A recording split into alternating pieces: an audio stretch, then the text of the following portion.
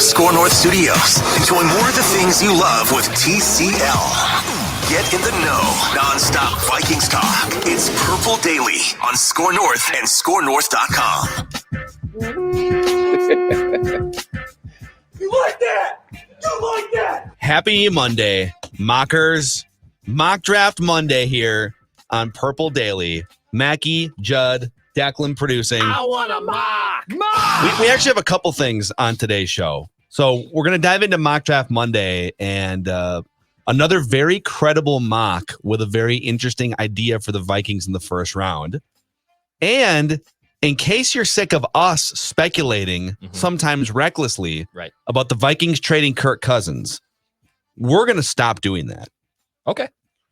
It's about time. Yeah, thank you. And we're going to let Tired of it all. prominent national NFL insider do it instead. Wait, there's an on today's insider episode. that's doing it? So one that's like one of the most plugged in guys in the world is suggesting a trade like this? A Mount Rushmore of football insiders Wow. with some Kirk Well, Cousins hold- trade I wonder special. why someone would do that. Hold on a second. So we're potentially going to upset the Kirk stands again? Listen, however it lands with them is out of our control. Yeah, we're just here to have fun and speculate on the most important influential position and highly paid in all of professional We're talking sports. to Kirk's number one fan, too. He's one of the three people on the screen right now, okay? Mackey. I think he took the thing off the hat and resigned his position. No, as I've still got Kirk's the number. number one fan. I've got the number 2 Creed fan hat still down the hallway, so we can do that. But let's first cheers to really football off season that's going to be full of fun stuff the next month. A Corona hard seltzer sounds pretty good. Oh, right you now, could Declan. say this weekend there was mini Corona hard seltzers were consumed. In fact, there was even a additional show. Ventline returned on Sunday to Check the it Purple out. Daily podcast feed. Nice. And our guy Paul Fritz Skoll, who won our first. I'm trying to be Diet Tony reality here and make this almost an around the horn kind of show, picking a winner and giving him 30 seconds, to tip his cap. Well, Paul Fritz Skoll cracked a Corona hard seltzer and gave his final 60-second takes. That's what Corona hard you're seltzer doing does. you're doing FaceTime at the end of that line. Yes, Love it. I'm giving them the full screen. What's they had the the prize? Corona hard seltzer. Your pride. There's no prize. Are you going to send you him, a prize, $50 or something? The prize is my presence. That's the presence. Oh, That's okay. kind of like All how I right, like to go there. Because Corona hard Yeah. seltzer is the only hard seltzer made with pure beach vibes. The only it has a refreshing splash of fruit flavors such as tropical lime, mango, cherry, and blackberry lime. Corona hard seltzer is a tasty spiked sparkling water with a splash of natural fruit flavor that allows you to enjoy the moment. In each can, Corona hard seltzer has 0 carbs, 0 sugar, 90 calories, and is gluten-free. Relax responsibly. Corona hard seltzer, spiked sparkling water with natural flavors, imported by Crown Imports, Chicago, Illinois. I want a mock. Gentlemen, we go to thedraftscout.com for this Mock Draft Monday. And a couple of notes here, okay? Number one, Matt Miller, who is the head of thedraftscout.com, just got hired. He's been with Bleacher Report, thedraftscout.com for, I think, like 2 decades. Yep. ESPN just hired him last week. Oh, nice. So he was on Get Up this morning, spewing draft takes. I don't know if that's... So they've got 3 draft experts now, from what I can tell, right? You got Kuiper, McShay, and Matt Miller. Does this mean that A lot of are we in the draft last experts. year of the contract for Mel Kiper? They're bringing a... Is Mel going to retire here at some point? I don't know why you'd hire Matt Miller if you... I wonder if Mel's going to get out. Restructure down the road. I mean, he's not a young man. We'll Been doing this see. forever. So he's got a mock draft that just came out a few days ago, just before the weekend started, and we're going to go through it here in just a moment. But what we do on Mock Draft Monday and Midweek Mock is we make a running tally of the mocks that we bring into our Purple Daily ecosystem, a running tally of who these mocks have going to the Vikings. And so far, the one that has the most is Elijah Vera Tucker, the offensive tackle, or could be a guard from USC. We had 3 mocks with Elijah Vera Tucker, and then 2 mocks with Christian Barmore, the defensive lineman from Alabama, and then a bunch, obviously, with players who've only been selected once. So Trevor Lawrence from the Jaguars. Should I pop this up, by the way? Sure. Just for fun? Absolutely. Just so the YouTubers can see this too. Let me see here. See if I can figure out technology on the fly. All right, so here it is. This is, by the way, this is post Carson Wentz trade is the idea here. Okay. Trevor Lawrence going number 1 to the Jaguars, obviously. Zach Wilson going number 2 to the Jets. Jamar Chase going number 3 to the Miami Dolphins, first wide receiver off the board. Then Justin Fields to the Falcons at 4, so 3 quarterbacks in the first 4 picks. Offensive tackle Penei Sewell from Oregon going 5th to the Bengals. That seems to be a lock in most mock drafts at this point. Wow. Look at And would then they do it again? And then the Eagles taking Trey Lance from NDSU. They're not. No, they're not. No. They've got their quarterback. They're not going to take Trey Lance at 6. Yeah, would they want to take another They're gonna take a NDSU receiver. guy?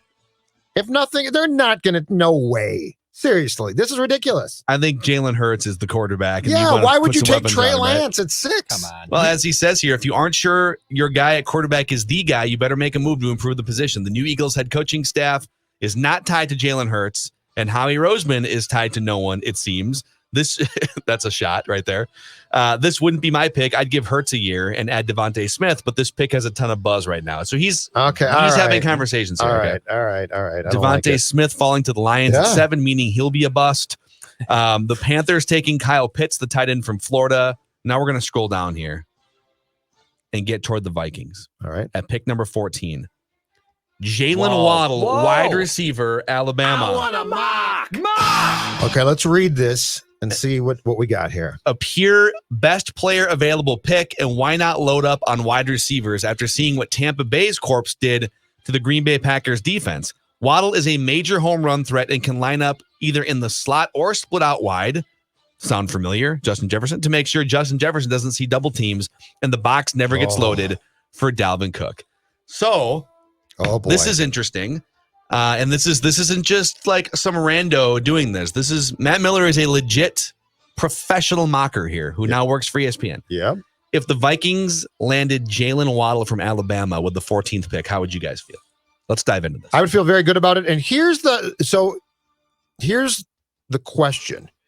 If this is, and it very well might be, the old cliche, the best available player, right? Like if this is the best available player, and you can now go to do a callback from 1998, 3 deep. You're now going 3 deep, and you are giving your offense every chance in the world, including your QB, to succeed. I love it. And it might not address an immediate need, and it might be more of a long-term move than a short-term move. But all of that being said, think about in 2021, the potential explosiveness that would give your team. Now, do I think the Vikings would do that? I'm very torn there. Because it would basically fly in the face of what the coach ordinarily wants to do. But do I think it'd be intriguing? Absolutely. Here's the most intriguing part about it. According to this mock draft, Elijah Vera Tucker is still on the board when the Vikings draft. Right. So they'd literally be staring at 14. It'd be like a perfect scenario of if you want to take a good offense and make it great, you need a left guard, maybe even more than just a left guard, but you for sure need a left guard. Yes. And you probably need another weapon to really like, so your number 3 receiver isn't Declan's guy, Chad Beebe. Good riddance. If you had an actual dude at that position, right? So better. Yep. And the Vikings in this scenario would be taking the skill position flashy car instead of the meat and potatoes, scoop of vegetables, right? Yeah. But I mean, you're talking potentially about setting yourself up offensively to, if this is done right, be damn near unstoppable. Now, the question is, does that come in 2021 then? And does it actually help the current coach? My response is, I almost don't care. Like, I'm not, again, this show is never from basically 6 months back now. This show is never again going to say, you got to fill this need right now because I want this team to be good. This show will say, how do you build up a personnel and roster that can win a Super Bowl, right? So if Zim gets blown out, that's fine. But if you have JJ, Waddle, Thielen, Cook, Irv Smith Jr., dude, and you can eventually address the line to get it strong. You make a move now to get a left guard. You know, next year you make a different move. But think about the potential there. And if you do bring in that QB, think about that. So let's say it's not Kirk. That's fine. Yeah. So here's another way to look at this thing. All right. So you've got limited resources to bring the Vikings from a 7-9 record back to, well, for sure, you got to get to like 10-6, 11-5 bare minimum, but we're talking Super Bowl. So really more like 11-5 bare minimum if you want to give yourself a chance to play some home games and to really make a run, right? The Vikings offense was good last year. It wasn't great. I think a lot of people are equating, well, they were 4th in yards and therefore it was a great offense. Well, they were 11th in points. They were 8th in DVOA. It was a good unit. They scored a lot of points in the second half.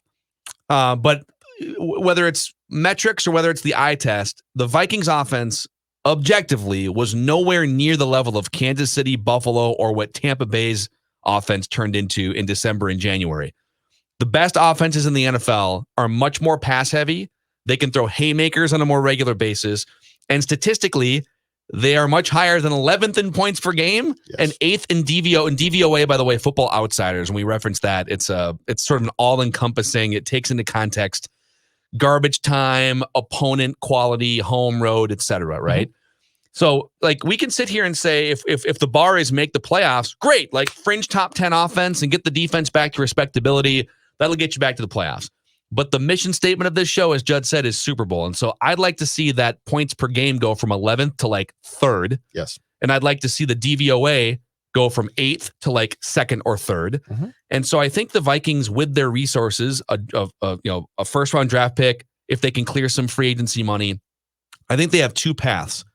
One of them is maybe you use a first round pick on a defensive player and maybe your goal is to get your defense from sort of bottom of the barrel last year back to a good defense. And then you got a good defense and a good offense. Neither one of them are great, but it's a good defense and a good offense, and that should get you back to like 10-6 and back to the playoffs. What I would do is the other path, and it sounds like you might be in agreement with me. I would just go all in on offense with my resources, with my first round pick and with whatever chunk of money I can spend in free agency. I love the idea of a wide receiver in the first round if one falls to you, one of these Alabama dudes, for instance, or the LSU kid, and then a guard in free agency if you can. And then on the defensive side, hope that Danielle Hunter coming back, Michael Pierce basically being a free agent that you're adding to the mix this year, and Mike Zimmer's coaching abilities, that those things can just get the defense back to at least above average and better in third downs and red zones. I would go all in on offense with the resources. So I love the idea of a wide receiver in the first round. I think maybe we agree on this. And you would go from being really damn good there to great. And that's how the game is played now too. Like you would be maximizing a position that is basically dictates games now. So it's not like, let's get another backup to Cook and let's run the ball some more, right? Like this is a passing league now. It's based on passing. It's based on at your best, the ability to have a high-flying tightrope act that works. And now if you go JJ, Waddle, Thielen, again, and now Cook becomes more potentially valuable because now play action works even more. Like, what the hell are you going to do? You have 3 legitimate threats as receivers on the field consistently. Now, the key is, I think that fans of the Vikings are probably saying right now, yeah, but Judd, slow down, because that's not the system that Zim likes to run, and it's a lot of 2 receiver, 1 or 2 tight end sets, blah, blah, blah. My concern is not Zim now. Like, I'm moving past that. If he can win, great.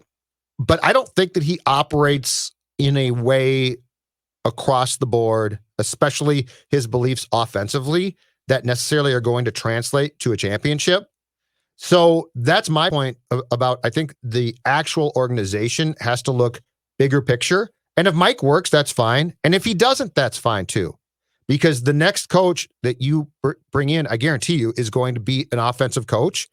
And if he looks and says, wow, that's great, you drafted defense again, it'll help, but it won't save your team. But if he gets here, Phil and Dex, and the components are as widespread as this possibly could be, think about the potential. Yeah, Dex, where are you at on this? I'm all wide receiver first round. I'm all for getting a wide receiver. And in fact, even a more reckless one got thrown out on Vent Line last night from one of our listeners. What if Kyle Pitts is still available at 14? Do you go 2 tight ends with Irv Smith and Kyle Pitts, who was one of the best tight ends in college football last year? You know Kyle Rudolph's going to be moving on. You're moving on from Kyle Rudolph most likely here as a cap casualty. You go 2 dual awesome tight end sets in Irv Smith and Kyle Pitts. I'm more inclined to probably take the wide receiver because he's probably the player that helps out the offense more and elevates it to the next level. Yeah. But also, I'm all for taking a skill position player. Daniel Jeremiah basically said the same thing with us on Friday. You want to get all these skill position players, but then at the end of the day, everyone's like, well, we need a guard. Well, like, the guard isn't what's going to take your offense over the top. Yeah, the guard. I think a lot of people think, oh, if you have a guard, then Chad Beebe becomes that superstar. Then like everyone else gets better. BC Johnson, You definitely need a guard, but like if you just replace Dakota Dozier with a league average veteran guard who is just decent in pass protection, it would be a huge step forward, and you wouldn't have to use your 14th overall pick to get that resource. So if you have a chance to draft another Justin Jefferson type, and now all of a sudden Adam Thielen is your third best wide receiver, and he's still like a top 15 to 20 wide receiver in the NFL, you become unguardable at those positions. And Dalvin Cook probably has even more holes. Like if you've got 2 and 3 wide receiver sets of guys who are just unguardable, and you have to worry if you're the defensive team and you have to put safeties over the top, right? Now Dalvin Cook, all of a sudden, now you're throwing to set up the run for Dalvin Cook, even within this system. You don't have to overhaul your system. You just become much more unguardable. So I think it sets everything up, and it's not to ignore left guard, but if one of these receivers falls and you decide to take Elijah Vera Tucker because, well, we gotta fix left guard. We gotta have a guard. Go find someone better than Dakota Dozier if you have a chance to draft a stud with the 14th pick. And that guard better be damn good. Like Pro Bowl good, not well, he's an improvement. Okay. If that's the case, like, I just love how the Vikings and teams say, we draft the best player. We always draft the best player, which is nonsense. But I will tell you this, one pick that might come back to bite them in the ass and get Spielman fired, Bradbury. Like, think about that pick. He's not even the best center from that draft, boys. Yeah, it was a pick for need. Yeah, it was, but he wasn't that good too. Like, he's okay, can run block, can't really pass block well, gets thrown backwards still, right? Yeah. So like, if you get to pick 14 and they're like, this is the best guard. I mean, he's good, right? He's good, guys, right? No, but my whole premise is based around this. I don't care about the coach. Like, he can complain all he wants. He can tell me this isn't fair. He can tell me, I'm going to tell him I'm going to build the best team possible to win a championship. And it might not be under you, and it certainly might not be in 2021. And Mike, I just don't care. Make the ingredients work. Think about with Baltimore. Baltimore won a Super Bowl with pocket passing Joe Flacco, and it was more of a traditional offense, right? Yep. And then eventually Lamar Jackson became available, and it was like, all right, well, so he definitely doesn't run the same offense as Joe Flacco. He has different skill sets, but he's amazing. He's very skilled. He's got the biggest upside. So let's take this player that might not fit exactly what we've been doing and just mold it around that player. And who said, I will adjust? Jim Harbaugh. Correct. Well, John Harbaugh. Or John. Jim Harbaugh still wearing the same khakis. Jim said, I'm going to Michigan. Ago. No, but I mean, he said, I will adjust. Yep. And that's what Mike, in my mind, you either adjust or you're probably going to be gone. Yep. And really, like, one final point on this, and then we'll get to the as promised reckless speculation. Nobody wins a Super Bowl without being great at some aspect, right? And usually that aspect has to be a passing game or a pass rush of some kind, or like, go back and look at all the Super Bowl winners. You're going to find very few that you were like, oh, that team was just like pretty good and they got hot. Like maybe a couple of those Giants teams, but even those Giants teams had great pass rush, and then their offense got hot at the right time.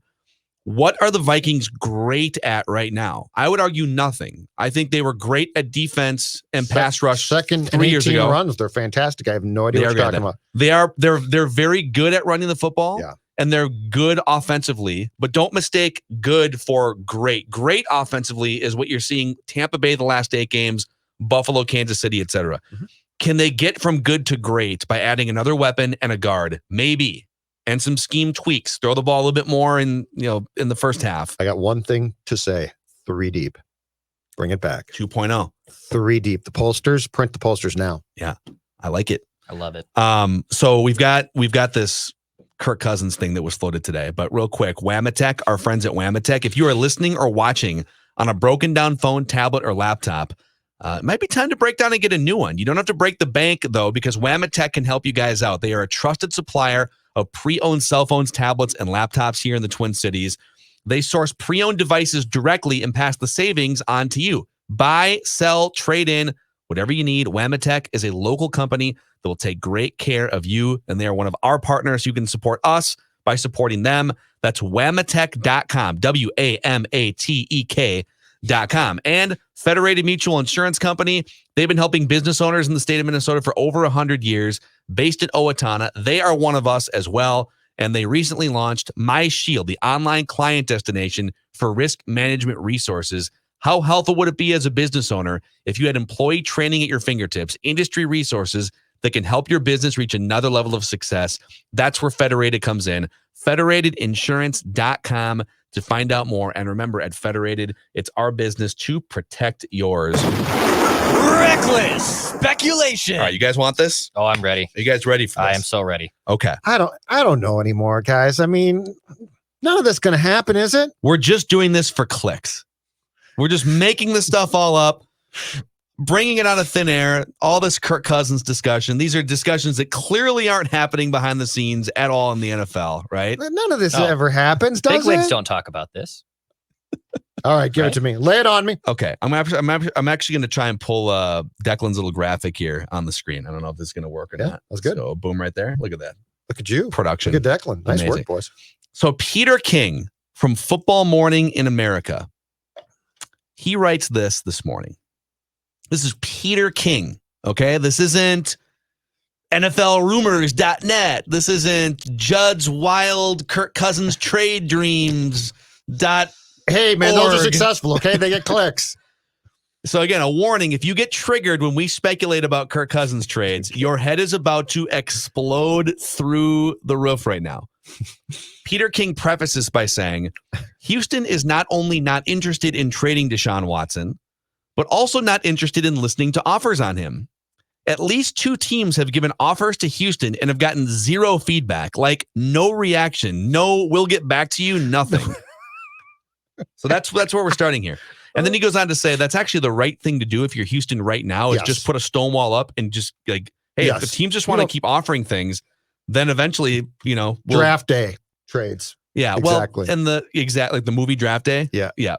So then he goes on to speculate on about 5 or 6 different trades that he thinks would make sense, including this 3-way trade between the Niners, the Texans, and the Vikings. This is centered on the premise that San Francisco would not want to rip apart a team and a future. It might be willing to take a lesser deal for a quarterback Shanahan has long admired. And also that Nick Caesaro, the new GM of the Texans, in the heart of the draft room in 2014, when the Patriots made Garoppolo a second-round pick, would want to try again with Jimmy Garoppolo. It's a wing and a prayer, but it's fascinating to me. This is my proposal. The Vikings send Kirk Cousins to San Francisco. The Niners send Garoppolo to Houston. And of course, he'd have to waive his no trade too. Yep. Just like Watson. And then the Texans send Watson to Minnesota. In return, the Niners send their first-round pick in 2021, their 12th overall pick, to Houston, and then that's it for them. So San Francisco would be trading Garoppolo and a 1 to Houston, and they'd be getting Kirk Cousins with 2 years left on that contract. They probably have to smooth it out, make it a 3-year contract. Mm-hmm. The Vikings would send Anthony Barr and Alex Madison, plus their first-round picks in 2021 and 2023, and second-round picks in 2022 and 23 in exchange for Deshaun Watson's. So Houston's haul would be Garoppolo, 2 firsts this year, a first in 2023, and 2 second-round picks. This is what the Vikings would give up. So they'd get Deshaun Watson. Yep. They'd give up Kirk Cousins, Anthony Barr, Alex Madison, this year's first, a first in 2023, and second-round picks next year and in 2023. Your thoughts? This is Peter King, by the way. Where do I sign the trade slip? Where is it? Where do I sign it? Because if I am Rick Spielman, Reckless speculation. if I am the Wilfs, I am making this trade. You know what? I'm not even calling Zim, okay? I'm not even calling Zim to consult. I'm calling him at his Kentucky home to tell him we have made a trade and Barr has gone to Houston. Seriously, this is one I think it's close to being realistic. Like, I don't think it's a lot. It is a lot. It's too much. I just want to say it's too much. I I'll don't tell you I why. don't think it's too much. And It's too much. it might be. I don't care. It's the exact type of trade that I would make in a second. I think it can be molded though. So here's the problem I have. Mhm. Let's say it's Barr, Madison, 2 firsts, a second, 2 firsts and 2 seconds over Mhm. the next 3 years, basically. Mhm. That sounds like that sounds within the framework of what we're talking about here. That either 3 firsts or 2 firsts and a couple other The picks. San Francisco one. And then Yep. where I have a problem with it is the Vikings are also trading Kirk Cousins and not getting anything really back for him in this deal. Like, to me, the 2 firsts, the 2 seconds, Barr and Madison, that's the price for Deshaun Watson. Mm-hmm. And then on the Kirk front, you're trading Kirk, and then that pick that you'd be getting back is going over to Houston. Yeah, 3 firsts then. Yep. So to me, like, there has to be some sort of Kirk kickback, whether it's like a 3rd round pick. Like, I need some kickback here to some extent, but the framework here makes some sense. And this is the other thing, okay? By trading Anthony Barr, I believe you're saving like $7.5 million to the cap. The Kirk and Deshaun contracts kind of come close to washing out in terms of cap hits. Deshaun's is actually less in 2022. And then skyrockets, yeah. And then it starts to go way up even more. Yes. But I think in the short term, this trade would also offer you some cap relief that you don't currently have, which is very interesting. Mm-hmm. So wait, so if you were Rick and you got this phone call, and this was the one and only proposal, and that was it. So you can't smooth it out for me. I tell you, I'm a negotiator. And I tell you, go bleep yourself. I'm hanging up. Here's the offer, yes or no. Are you telling me that you wouldn't say yes? I saw this exact scenario play out on an episode of Shark Tank last night on CNBC. See, that's because I'm a great rich mind. I mean, you should see my mansion in St. Louis Park. In fact, it was a company that I was watching Shark Tank last night too. Okay, did you see the episode where the 2 short guys they had a t-shirt or like a button-up shirt company for short guys? Oh no, I did not see this one. 5'8" and under. Okay, just like me. though. Yeah. So it kind of piqued my interest. Good for you. It's great. Yeah. They came out with these like 2 long shirts. You know, if you're 5'8" and under, your shirts look like this, and it was like the cuffs go down past their fingers and stuff. Short guys understand how it works. Yeah. And they were pitching, hey, we want $150,000 for a 12% stake in the company. And Mark Cuban said, and Mark Cuban and Kevin were the 2 interested guys. And Mark Cuban said, here's my offer. I'll give you $50,000 more, but I want 25% of the company. And you have to say yes or no before Kevin offers you what he's going to offer. I love this. Wow. I love what's going on here. See, Awesome. Mark Cuban and I should buy the Wolves. But then the guy said, listen, we've come all this way to hear all of your proposals. We would like to hear Kevin's proposal. Mark Cuban says, then I'm out. Oh, yeah, it's Shark Tank. But then they said, oh, Mark. And then they heard Kevin's proposal and they said, Mark, if you're still in, we're in. And Mark was like, all right, I'm in. Screw it. Yeah. There. All I'm saying is, guys, can you float me a couple 7th round picks? And I what just want a little kickback. Are you doing this trade or not? You're trading Kirk Cousins to get Deshaun Watson. Yeah, but you're trading. That's the upgrade. But then you're trading. But here's the trade. You're trading 4 picks in the first 2 rounds. He's getting nothing back for and Cousins. Barr and Madison for Deshaun. Yes. And Kirk goes to the Niners for nothing. Correct. I'm saying, can we get a 3rd here? Okay. Just float me a little. Would you do that? You're not answering the question. Would you do this trade? Yes. So yeah, you do this trade. I mean, yeah. You're giving up a linebacker and a backup running back. Those are 2 expendable positions. Does this trade shipwreck your franchise? No. Shipwreck, no. Short term? I mean, like handicaps you. Now you don't have a 1st round pick. Now you don't have a pick until the 3rd round this year. And you don't have a 1st round pick in 2023 or a 2nd round pick in 22 or 23. So you only have like 2 picks over the next 3 years in the first 60. Mm-hmm. I just think you have to be mindful of getting nothing back for Kirk. That's all I'm saying. I don't disagree. Get something back for Kirk. But you are potentially solving a QB problem for 10 years. It's true. Like, it's the quarterback. And look, does this trade shipwreck your franchise with Zim as your head coach? Perhaps. Again, I don't care. Because if I make this trade, Zim is either immediately gone or he's gone after 21. And then I'm bringing in an offensive guy. I mean, can you imagine the high-flying team that if you had the right offensive-minded coach in charge with Jefferson, Thielen, a draft pick, let's say, again, as we discussed before, Irv Smith, Dalvin Cook. Yeah, and I think where you and I disagree there a little bit is you have zero faith that Zimmer can adapt at all, that he would. I don't see it, yeah. That Pat Mahomes would be his quarterback and he would just be demanding more handoffs. He'd get frustrated if you don't run more. Yes, that's how I feel. And I think that I don't think he's ever going to be Andy Reid and that he's just like, he's calling passes for his back quarterback on 4th down with a playoff game on the line. Yep. But I do think if you gave Mike Zimmer a highly skilled top 5 quarterback that he trusted more, he would take training wheels off that quarterback and the offensive system. That they would still run their play action heavy, Kubiak-centric thing, but that they would skew it more toward big plays and throwing the football more often. But he doesn't trust Kirk, and he didn't trust Case, and he didn't really like Teddy. He didn't trust Teddy in his first 2 years and even this current version of Teddy. That's my point. But we would all give up 2 first, 2 seconds. The Barr thing is really like, take that contract off the books. I almost feel like the Barr thing to Houston is less of like doing them a favor and they be doing you a favor. Yes. So maybe I take it on the thing. Oh, but Zim would cry. You know what he meant to my defense? That was my linebacker. It's my linebacker. My man. linebacker. You're talking about my linebacker. Now he's gone. What am I going to do? Eric Wilson's gone. So what's going to happen? Are we going to? That's Peter King, though. That's Peter King. I love it. Are the Kirk stans who just hate it when we bring up anything to do with him not being a Super Bowl quarterback? Are you all going to infiltrate Peter King's timeline on Twitter if you haven't already? Call him a clickbaiter. So if King comes up with that trade proposal, he knows something. And here's my guess: it's not Watson to the Vikings, which as an extension of that trade actually does make some sense. I think he knows what we've been talking about for months. I think everybody knows how infatuated Shanahan is with Cousins. Mm-hmm. Like, I think that has more to do probably with him having a knowledge of the fact that San Fran would love to move on from Garoppolo and that San Fran would love to get Cousins.